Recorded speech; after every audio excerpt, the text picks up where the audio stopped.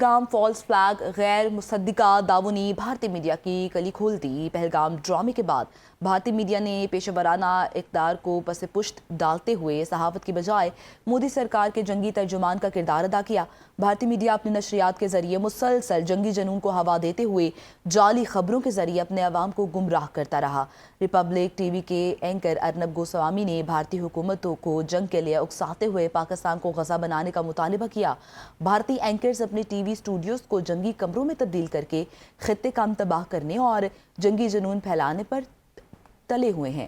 نام نہاد بھارتی دفاعی تجزیہ کار ریٹائرڈ جنرل جیری بخشی بھارتی میڈیا پر بیٹھ کر جنگ کے شعلے بھڑکانے میں پیش رہا۔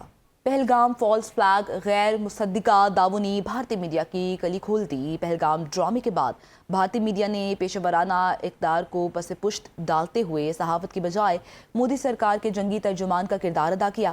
بھارتی میڈیا اپنی نشریات کے ذریعے مسلسل جنگی جنون کو ہوا دیتے ہوئے جعلی خبروں کے ذریعے اپنے عوام کو گمراہ کرتا رہا۔ ریپبلک ٹی وی کے اینکر ارنب گوسوامی نے بھارتی حکومتوں کو جنگ کے لیے اکساتے ہوئے پاکستان کو غزہ بنانے کا مطالبہ کیا۔ بھارتی اینکرز اپنے ٹی وی اسٹوڈیوز کو جنگی کمروں میں تبدیل کر کے خطے کا تباہ کرنے اور جنگی جنون پھیلانے پر تلے ہوئے ہیں۔ نام نہاد بھارتی دفاعی تجزیہ کار ریٹائرڈ جنرل جیری بخشی بھارتی میڈیا پر بیٹھ کر جنگ کے شعلے بھڑکانے میں پیش رہا۔ ایران کے شمال مغربی شہر اردبیل میں شہریوں کا امریکہ اور اسرائیل کی مبینہ جارحیت کے خلاف شدید احتجاج۔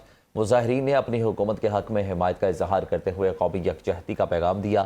شہریوں نے خطے میں بڑھتی کشیدگی پر غم و غصے کا اظہار کیا اور بیرونی دباؤ کے خلاف متحد رہنے کا اعلان کیا۔ ایران میں حالیہ صورتحال کے باعث مختلف شہروں میں عوامی رد عمل سامنے آ رہا ہے۔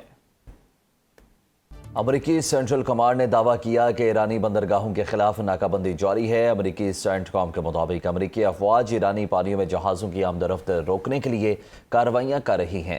بیان میں کہا گیا کہ اب تک 38 جہازوں کو راستہ تبدیل کرنے یا واپس بندرگاہ لوٹنے کی ہدایت کی گئی ہے۔ امریکی حکام کے مطابق یہ اقدامات سمندری نقل و حمل کی نگرانی کے تحت کیے جا رہے ہیں۔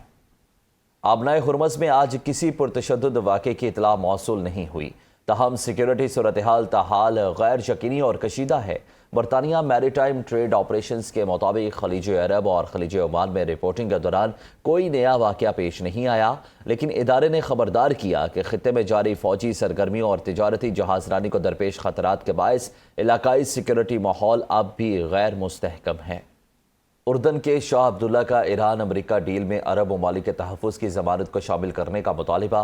کویتی وزیر خارجہ نے اردن کے دارالحکومت میں عمان میں اردن کے بادشاہ شاہ عبداللہ دوم سے ملاقات کی۔ اردن شاہی دیوان کے مطابق ملاقات میں اردن اور کویت کے درمیان تعلقات مزید مضبوط کرنے پر اتفاق کیا گیا۔ خطے میں کشیدگی کم کرنے کے لیے مشترکہ عرب کوششوں کو تیز کرنے پر گفتگو کی گئی۔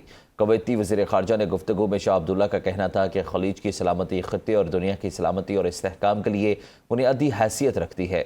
ایران امریکہ ڈیل میں عرب ممالک کے تحفظ کی ضمانت شامل ہونی چاہیے۔